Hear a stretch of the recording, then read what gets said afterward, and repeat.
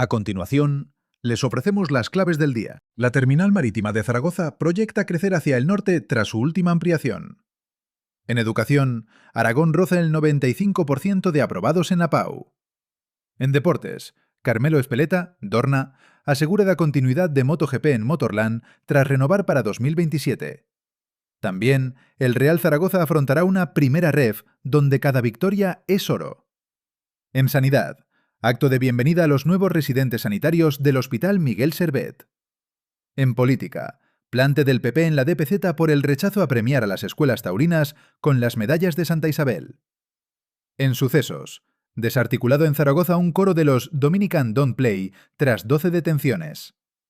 Y por último, la Universidad de Zaragoza mantendrá sus acciones de cooperación tras la eliminación de fondos de la DGA. Consulta todas las noticias en aragondigital.es y síguenos en YouTube, TikTok, Instagram, Facebook, X y Bluesky. Suscríbete, dale a like y comparte para no perderte nada.